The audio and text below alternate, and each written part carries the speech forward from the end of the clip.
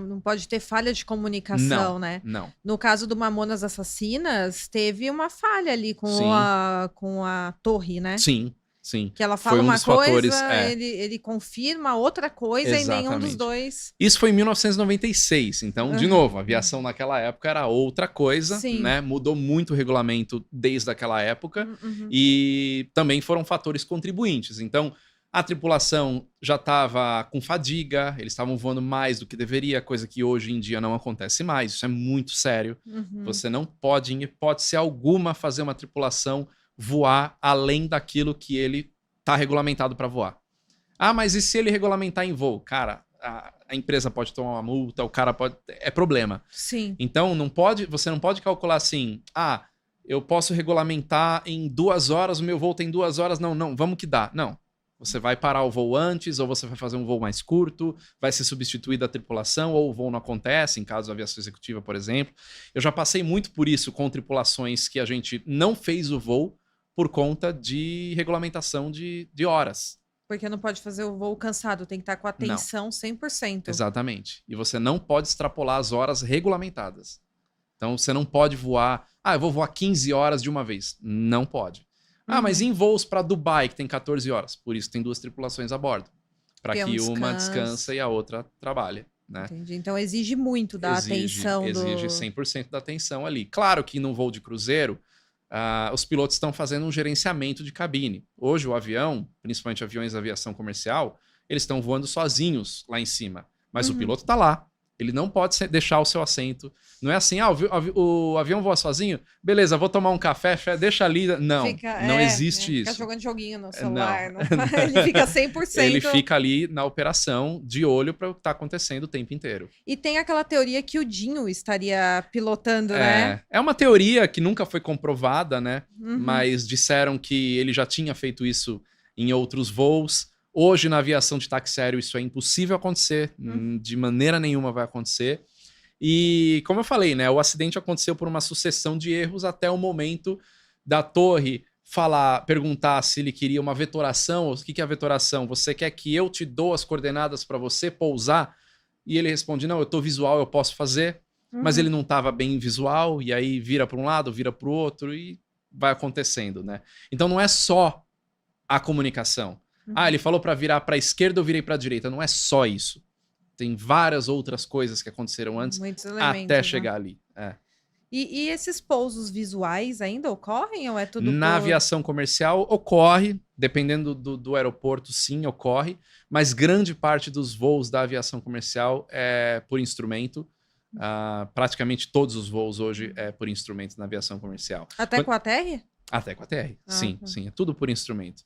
Quando eu falo aproximação visual, depende dos limites do aeródromo onde aquela operação vai ser feita. Então, por exemplo, você pega um aeroporto que nem Guarulhos, que é um aeroporto super moderno, com instrumentos, a pista é gigante. Você tem uma capacidade de pousar quase sem ver nada do lado de fora e fazer uma aproximação totalmente por instrumentos. Já em aeroportos menores, até que opera aviões menores, a TR ou até o Cessna Caravan da Conecta, né, da Azul Conecta, você pode fazer uma aproximação visual. Você está vendo a pista, a aproximação acontece visualmente. Até tem aeroportos que não tem instrumento para pouso. Hoje em dia já é muito difícil, porque tudo é operação por GPS, então facilitou demais. Mas a grande maioria hoje é por instrumento. Entendi. A aviação comercial acontece por instrumento. Um dos aviões que caíram no final do ano passado, parece que ele pousou de... Não é que ele caiu, ele pousou de barriga. Sim, o da Jeju Air, lá da Coreia do Sul. Mas o que faz um caso desse, se a roda do avião não desce? O que faz? Então, esse caso está em investigação, né? E já acabou de sair, acho que foi hoje que saiu parte do relatório dizendo que, de fato, o avião se colidiu com um pássaro, né? Foi encontrado fragmentos de pássaros no motor do avião. Isso atrapalha, mas um pássaro não derruba avião. Tá aí o caso do Sully, para provar que ele teve problema nos 2 motores e ele conseguiu um final feliz, né? Infelizmente, colisão com um pássaro acontece diariamente em algum lugar do mundo. É um problema sério que tem na aviação, que se tenta resolver de várias formas, mas não tem como você evitar 100%, porque o pássaro tá ali, né? Só que o que resulta numa não descer o trem de pouso, você pode ter um problema hidráulico que não desceu o trem de pouso, você pode ter outros problemas elétricos, panes. Então, assim, a gente não pode já atribuir logo de cara que foi o choque com o pássaro no motor que fez aquele estrago todo. Tem que entender o porquê que o trem de pouso não desceu, né? Naquele caso, eu realmente não sei. Não Mas faço e a menor se não ideia. descer? O que você vai fazer? Uma hora tem que pousar. Se você tá com o motor intacto, né? O que talvez não fosse o caso, porque teve uma colisão, você pode alternar. Você pode ir para um aeroporto onde a pista é maior, mais comprida, para você poder deslizar por mais tempo. Nesse aeroporto especificamente lá da Coreia do Sul, se levantou a questão de ter aquele muro de concreto na frente, que é vamos dizer assim, uma edificação para armazenar as antenas de pouso por instrumento. Então, naquela situação, ele ia pousar para um lado, e aí ele acabou pousando pelo outro lado. O lado que ele ia pousar é exatamente aonde aquela parte de concreto estava, que ele passaria por cima e pousaria na frente. Ele deu a volta e pousou na cabeceira oposta. O porquê ele resolveu fazer isso vai ser investigado. O porquê que aquela edificação daquela forma estava bem na frente da pista também vai ser investigado. Tanto é que o aeroporto ficou fechado até, se eu não me engano, 14 ou 16 de janeiro para a investigação. Né? Então, são pontos que vão se juntando para você resultar no impacto daquelas proporções. Né? Não é uma coisa comum. Várias pessoas morreram, né? Porque ele foi bem triste. Só 2 sobreviventes. Só 2, né? Nossa, ele foi o maior acidente aéreo da Coreia do Sul. Nossa, que triste. É muito triste quando o avião cai, porque você pensa assim, ali dentro tinha pessoas voltando para casa. Exatamente. Ali dentro tinha pessoas indo para uma lua de mel, de repente. E é por isso que eu tomo sempre muito cuidado de falar disso. E no Aero por Trás da Aviação eu evito falar de acidentes, porque primeiro que é aviação, então assim, são colegas que estão lá. Mesmo que a gente não conheça o cara que tá lá, no caso da Jeju Air, é um colega, né? Um aviador. Né? É um aviador. E no caso do Brasil, quando acontece, a gente conhece alguém que conhece, se não conhece diretamente. Né? Entendi. Então é muito ruim a gente julgar o trabalho do piloto, querer acusar o cara ou qualquer outra coisa em volta, sem sair uma investigação que de fato mostre por que aquilo pode ter acontecido, ou nem mostre. Às vezes o relatório sai inconclusivo, né? E além da tripulação em si, como você falou, as pessoas que estão lá. Envolve famílias, envolve vidas. Então, a gente sair desesperado já falando do acidente, querendo monetizar em cima disso, eu acho, assim, de uma falta de ética tremenda.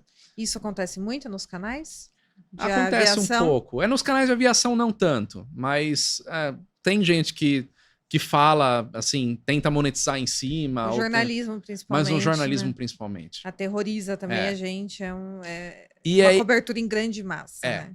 E é por isso que as pessoas ficam com muito medo de avião. Porque a mídia tradicional, ela bate muito em cima da aviação quando acontece um acidente aéreo. Quando não acontece nada, que nem agora tem milhares, se não milhões de aviões voando no mundo inteiro, tá tudo certo. Ninguém fala nada. Mas basta um problema acontecer, por mais banal que seja um problema, acaba saindo na mídia. E quando tem um acidente com fatalidades, aí, né, ganha uma proporção, fica uma semana batendo naquilo. E aí ninguém mais quer voar, tem gente que até cancela voos. Porque realmente é uma coisa assim, que a gente fica lá dentro, é uma sensação de impotência, você não pode fazer nada. É horrível. Sim. Eu me sinto completamente fora de controle. E eu gosto de sentar na janela, porque eu falo, se acontecer alguma coisa, eu vou estar ciente que está acontecendo. Mas o medo é justamente isso. Você tem medo do desconhecido e a falta de controle. É horrível. É isso que você tem o medo. Então, assim, o que é o desconhecido? A aviação, ela é uma coisa distante para muita gente. O meu propósito é aproximar, é fazer essa aproximação. Então, você escuta o barulho de um trem de pouso descendo ou o barulho de um sistema funcionando. Nossa, o que está acontecendo no avião? Não, você só está com medo daquilo que você não conhece. Recentemente, um cara aí publicou nas redes sociais um barulho que um avião da Airbus, que aviões da Airbus fazem, que é muito tradicional. São 2 bombas hidráulicas que tem embaixo e eles fazem uma troca de sistemas de hidráulico e você escuta um barulho que parece um cachorro latindo. Ele fica... Meu Deus. Isso é absolutamente normal no Airbus. Aí esse cara fez o vídeo, falou, olha aqui que absurdo, esse avião tá com um problema e tal. Ele não tem noção do que ele tá falando. O cara nem sabe. Nem sabe o que tá acontecendo. E aí, quem não conhece, quem tem medo, olha, meu Deus, aí você vai num voo, acontece esse barulho, o que você vai pensar? Tá caindo. Tá caindo.